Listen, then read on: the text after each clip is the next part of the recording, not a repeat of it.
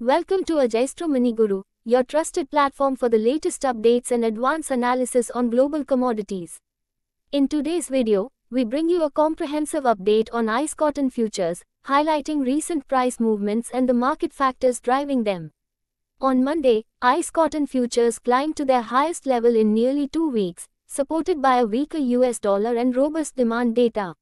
The March cotton contract advanced by 0.95 cents, closing at 71.72 cents per pound.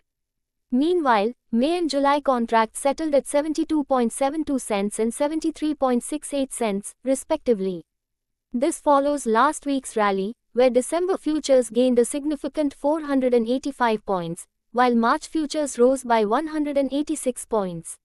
One of the key drivers behind this surge was the sharp decline in the US dollar. The currency weakened after President-elect Donald Trump announced Scott Bessent as the next Treasury Secretary. This announcement signaled potential fiscal discipline, calming market concerns and reducing Treasury yields.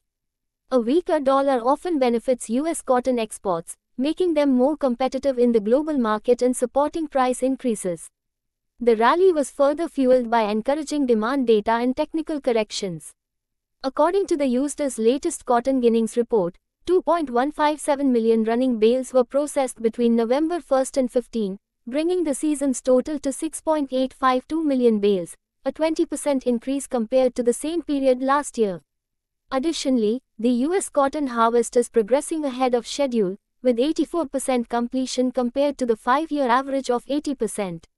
Weekly export data added to the optimism, with export sales hitting a marketing year high of 318,516 running bales, and shipments totaling 148,215 running bales, the third largest weekly shipment this year.